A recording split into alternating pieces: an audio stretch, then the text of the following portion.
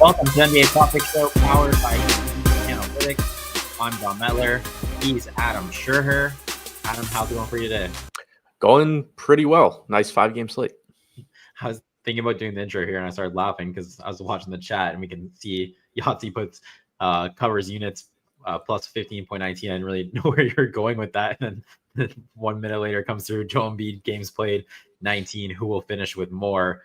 I think at one point, I think we might have been 20. So we would have had Joel Embiid beat at one point. But unfortunately, unlike Joel Embiid, we can't just end our season at any point. Joel Embiid just cut the show. He's done for the year. We can't do that. So I'd be upset if we don't beat Joel Embiid on that one. But like you were saying, we're 52 and 42 on the year, plus 15.19 units. We went 1-2 on Tuesday. Cam Thomas went over both those games. Talking about the Pelicans, Clippers, and the Nets and Cavs were like, blow potential, and they both were not blow potential at all. Cavs almost lose. Pelicans actually do end up winning that game. We did catch the one there on Jordan Poole. No pool party in Detroit. Sar Thompson helped us out with that one. So before we get rolling, Wizards also just not playing Jordan Poole in the fourth quarter of games anymore helped. Perfect. Yeah, that's exactly what we wanted. Before we get rolling into the picks here, I gotta ask you about the one question because you replied to me on Twitter yesterday, and I said I was gonna ask you. So Covers account puts out two teams that can win the NBA titles. Are you betting on the Thunder or the Celtics? And then I quoted, I said, how many teams are actually serious contenders to win the NBA finals? I think the Thunder, the Cavs, and the Celtics are in that conversation. And like, who else? And you said there's only one, right? Because you said there's the 7 below. So who's your one? And I mean, my one is OKC, but in all seriousness, I think it's 4. I think it's OKC, Boston, Cleveland, and the Lakers. And you said that before OKC won. So do you feel even stronger now after seeing them go into Boston 3 games in 4 nights and without J-Dub and beat them? I actually didn't even know they won. I knew that SGA killed my DFS lineup, so I'd assumed they lost. And that I had his under and I had him in DFS and I lost both. But no, I mean, it's the argument for Boston is that they just have the easier path, and same for Cleveland. Like, they have to beat each other. They don't have to beat anybody else. There's nobody else in the East that's going to give them a problem or should give them a problem. So you do run the risk of, one, obviously they're just more likely to get to the finals. Like, OKC could run into somebody in the West that just gets there. Like, there are good teams out there, but also just more likely that OKC has the prolonged, more difficult other series on their way to the finals, and then they're just playing a fresher Boston or Cleveland team. So like, that's the argument against them. But I think that if like they were in equal conferences or were guaranteed like an equal path, OKC would be a pretty big favorite. Whereas I think you see, what is Boston the slight favorite over them now, I think. Yeah, very slightly. Yeah, I mean, I think that's basically a result of the conference. So yeah, in all seriousness, I would say it's 4. Like, the 3 that everyone obviously agrees with, and then I don't think you can count out a LeBron Luka team, assuming health. Yeah, that's what Dell just flashed on the screen there. Lakers in all caps, with the question mark. Yeah, I think Lakers, and if the Lakers keep defending the way they're defending, they have one of the best defenses post All-Star break. And like, you have Luka and LeBron, who are obviously 2 primetime players who can go in the clutch. Do you have any love for the Minnesota Timberwolves, or you think no chance? I mean, to me, I feel like they're in that group with like the Knicks and the Bucks, and just this group of like, yeah, they're quality teams. And it's kind of like the point with although I guess I just put them with 2 Eastern Conference teams, but it's kind of the point I was making with OKC. Like, they're going to play some combination of Denver, Minnesota, like just quality team after quality team in the Western Conference, whereas it's going to be an easier path for Boston. But I think it's more so that a team like Minnesota can like upset OKC. It's more likely something like that happens than that like they go all the way through and win. Yeah, see, more likely they pull off an upset, go further than you think, but not necessarily win the whole thing. Yeah, I feel like they're kind of a team we're sleeping on just a little bit. They do feel similar to the Mavericks last year. Like, the Mavericks weren't a high seed going into the Western Conference. They were kind of in that middle of the pack. Feels like the Wolves are kind of on that similar path here. Like, Rudy Gobert's missed extended time. Dante DiVincenzo missed a ton of time. Julius Randle's missed a ton of time. Like, now they're all back. I feel like the healthy version of the Wolves can definitely give anyone problems. You have defenders, you have scorers. So I feel like they're kind of probably the one team we're sleeping on just a little bit. Like you said, I'm not entirely sure they can win the NBA Finals, but in terms of, kind of a team I think we're overlooking. Yeah, they're a dangerous team. Yeah, There's a lot of them in the West. I mean, you can't completely write off the team that has Nikola Jokic. you're right. You know, I plenty know. of other flaws there, but they still have Jokic. It's kind of the same logic as like LeBron and the Lakers or Luke and the Lakers. It's like you Right. got Jokic, like you got the best player in the world. You're also saying kind of like the Grizzlies at that price again, another kind of scary team. I feel like they fall with the Wolves just a little bit, where you're like, man, like depth, like, and there's a lot of pieces there, and they have size, and they can go a bunch of different ways. And we really haven't seen. I don't know if you've seen the best version of the Grizzlies either. They, guys in and out of the lineup, they don't really play big minutes. Like, what if they do shorten up that bench and people are playing 40 minutes? So Yeah, so and that's a really good point with Memphis too. Like they are a team that's theoretically going to really benefit in the playoffs because they probably will actually condense that rotation. Kind of the inverse of what you get with the Knicks, where they overperform every regular season because they're playing every single game like it's a game 7, and then they get to the playoffs and there's no bump because they were already doing it. You get the exact opposite with Memphis. any hope with the Knicks? I thought it was hilarious that the reports come out yesterday. Mikal Bridges asked Tom Thibodeau to please dial back the minutes of the starters and like give the guys on the bench more time. And they go to overtime, and all the starters play 40 plus minutes in the very first game, and then Bridges hits the game winner. But and it turns out he didn't actually talk to Tibbs about it. Oh, he didn't? Tibbs said that he never discussed it with him. Oh, really? You didn't see it. So Tibbs said, yeah, that Bridges hadn't discussed it with him, and then he like went on to defend how many minutes he plays his guys by saying you need the wings to play all those minutes because they're defending premium players, ignoring that the opposing player isn't playing 40 minutes, and that Brunson and Cat are like 20 to 25th in average minutes, ignoring that that's because Cat is always in foul trouble and Brunson has 2 or 3 games that he left early this year. But yeah, Tibbs like just staunchly defended how he distributes his minutes and said that Bridges had never talked to him about it. Oh, I didn't see that. So we're looking at the box score there. So basically Tibbs is telling you that Anunoby, Bridges, and Hart, you're all in the wing, so you're all playing 40 plus minutes. Good luck. Yeah. And especially Anunoby, we paid you a bunch of money here, play the wings, but you're saying Cat just gets bailed out because you might be fouling on purpose, right? So that's right. Yeah. Tibbs isn't going to take me out unless I foul this guy. Yeah, I'm at 2. Give me a third in the first half there, right. so I can go to the bench for a little bit. I was dialed in on the game. I need one more assist from Denny Avia to hit a big SGP, but we didn't get there. He had a big game. Otherwise, I see Darren up there in the chat saying he cashed because he had 5+ assists. Love that. Saw some people send me screenshots of that. I love when people just win. Even if they take a different variation of the bet, totally happy that you won. So that was good. We'll move on to the bets here. We only have 2. We're not going to try to force today. We have Adams from EV Analytics. They do fantastic prop projections. Don't show me Contavious Caldwell Pope on the screen. They do fantastic prop projections. You can find them on the Covers website. Go to Sports, NBA, and you're distracting me so hard. I hate this guy so much. He took 0 shots. How do you take 0 shots in an NBA game? We paid this guy $60 million. I almost had a KCP over for you, but I didn't do it. And he's driving me crazy because the numbers are so good. Like, because you're like, the totals are sitting so low, and you're like, he plays minutes, he's on the court, and your logic is like, how does he not get points? And he's literally not getting points. He didn't even shoot. Like, how do you not shoot? You're playing an NBA game. Wild. You're gonna do the release procedure. We'll tell you what game, tell you the prop market, tell you the team, the player, the bet. We have 2 today. There's only 5 games on the schedule. We're not going to try to force anything because we want to beat Joel Embiid's games played at 19. So we're going to try to get 2 units today, slightly more than 2 units. We're at BetMGM and FanDuel and 365 DK. So we're kind of all over the place. The first bet is at BetMGM. And we're going Wizards Pistons. It's not Jordan Poole. We're looking for the assist market.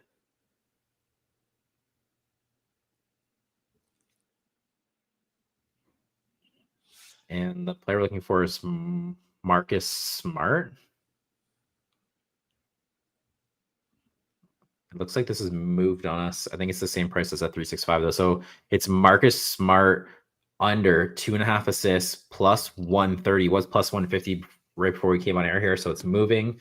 The best next price I saw was Bet 365, also plus 130 for Marcus Smart under. If you see a better price, drop in the chat. There might be something slightly better out there. So once again, that's Marcus Smart under 2.5 assists plus 130. Adam, you want to break this one down?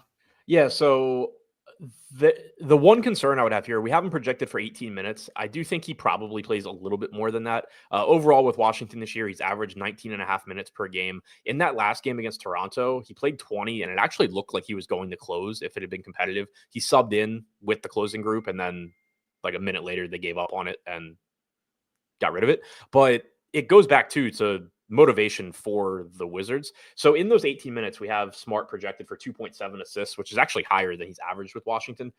In the 8 games he's played with Washington, 19.3 minutes per game, 2.4 assists per game. The big plus money price here is what's really driving the bet, because I do think there is some volatility in Smart's minutes, but it's also just it's so unlikely that you see them like ramp him up to where he's playing 24 25 minutes, because they have no reason to. They're not trying to win games. They want him there for his veteran presence. They're looking for 20 minutes or so off the bench. So I think that 18 minutes as a median is probably a little bit low, but it's firmly in the range of outcomes as far as what he could play. I would say his range is probably like 18 to 22, 18 to 21, something like that. And also, when you're talking about such a low number of assists, like we have him projected for 2.7 in 18 minutes, even if you add on an extra minute or two, you're not moving that projection number by enough that it's going to make the bet look bad, because 2.7 assists over 18 minutes, and you add on a minute or two, you're talking like 2.8 or something like that. And so when you sim it out and you look at that price, you're still winning off it enough for it to be profitable. I think you bring up a really, really good point, which I don't know if we've ever talked about on the show, that when you're talking about like a low total and low minutes, it doesn't move like a projection. It needs more minutes to move to the point. Like if you're taking Trae Young's a great example, and like the projection's like 11.8 and he's playing 36 minutes, even if you just drop down to 33, that's a really big move on the projection of total assists, because the total's so high, right? Where like when you're a guy who's the projection, like you're saying, he's 2.7, you tack on 2 minutes, it's not gonna, it doesn't jump to like 3.5, right? Like it's the total still low. Yeah. So yeah, like Marcus Smart is projected for 0.15 assists per minute. So yeah, say he's playing 20 and you get him to 2 point, that'll be 3. So you could, if you were projecting 20 minutes, maybe you're at 3 assists instead of 2.7. But at plus 130, it's still probably going to look good. And it's not, and I don't think 20 is the correct projection either. Like there's plenty of ways Smart plays less than that. I would probably say it's like 19 instead of 18. But the plus money is what's really driving this one. has anyone fallen off harder than Marcus Smart over the last couple of years here? I mean, you I were don't know, on, man. The Wizards keep winning with him. yeah, don't like that Although for you. they did lose to the Raptors. But like you were on the Celtics, you were like competing for a championship. Then you go to the Grizzlies. Grizzlies give up quite a bit to get you. That did not work at all. I remember beginning of this year, I think one of my like very first bets on the season was Marcus Smart, like over, I want to say like 3.5 assists. And I was like, wow, this is really low for him, getting minutes with the Grizzlies. And he, when you're like having a bet on a player and you like literally follow them all over the court, you're just watching him like, wow, he looks terrible. Like he does not look good at all. And then I kind of backed off of betting on him just because I was like watching film. I'm like, wow, he does not look like the same player at all anymore. Like you said, I don't think Chris Middleton, Marcus Smart, it's like, hey, go out there. Here's your minutes. Doesn't really matter what's happening in the game. These are the minutes you're playing as like a little veteran presence on the court. I just don't think you're not going to all of a sudden just like, he's not going to skyrocket to a higher minutes projection there. So, yeah.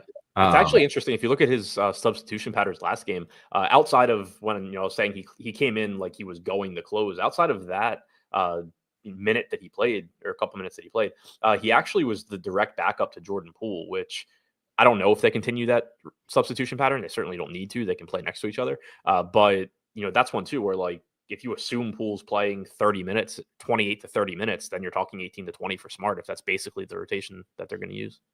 Yeah, that makes complete sense. Yeah, saying, can the Wizards get one more win to cash my over wins on my future bet? They're going to try their hardest not to.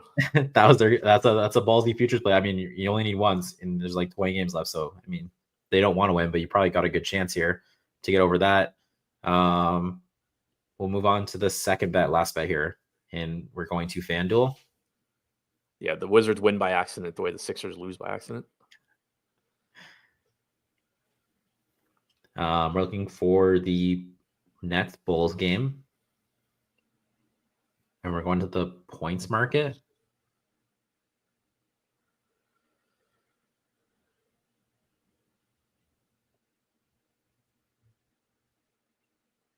The taking teams can't even take properly. That is true. Like, why are the Pelicans winning against the Clippers? Right. Okay, and the bet is Cam Thomas running back. He burned us on Tuesday, but running back. We're on Cam Thomas under 23.5 points, minus 102. Once again, that's Cam Thomas under 23.5 points, minus 102. We were 21.5 or 22.5 on Tuesday. I know this is higher. 22.5. So we're 1 point higher. Adam, you want to break this one down? Yeah, I mean, it's basically the same thing that we were saying with Cam Thomas before. Obviously, it's a much better matchup here. Spread is closer. Matchup is much better going up against the Bulls. But you're still talking about a volume scorer that he's going to go out there and chuck, and you just have to hope that he's not efficient. This is the version of the Nets that is going to be the worst for Cam Thomas chucking. Like, he does have Cameron Johnson on the floor. D'Angelo Russell not on the injury report. So that drives down his projection a little bit. He's still going to have the ball plenty. He's still going to get up plenty of shots. You're just hoping that he doesn't knock them down. But the thing that stood out to me that I did like, and it was the first thing I looked at when I saw this bet look good, was that we do have him projected for 31 minutes. So, we had talked about this with the Cleveland game, that he was projected for like 28 and a half, and that there was the potential, if the game was close, for him to play 30, 31. He ends up playing like 31 and a half in a really competitive game against Cleveland, just shy of 32. So I like that we have the minutes projection bumped here to 31, because that 28 and a half, 29 is still firmly in his range, even in a competitive game. Like, you can just see Brooklyn, he loses a minute or two here for any given reason. Like, the second unit is hot. They get an extra minute. He gets stuck at the scorer's table for a minute. That stuff just happens. So 31, while I think it's a reasonable projection, I think it does skew a little bit high, a little bit closer towards like his ceiling. Cause I don't think, and maybe I'm wrong, but I don't think you're getting 34, 35, 36-minute Cam Thomas games. The Nets have no reason to do it. They're running these 10-man rotations. And so I like that the projection is, if anything, skewed a little bit high here, and accounting for the fact that, he can or is likely to play a little north of 30, but there are plenty of ways he plays less, even in a competitive game. Flash on screen there. Brad saying under 24.5 minus 115 now at bet 365. That would actually probably be your preference, because we were trying to get, before we came on here, we're initially had 24.5 minus 125 to the under.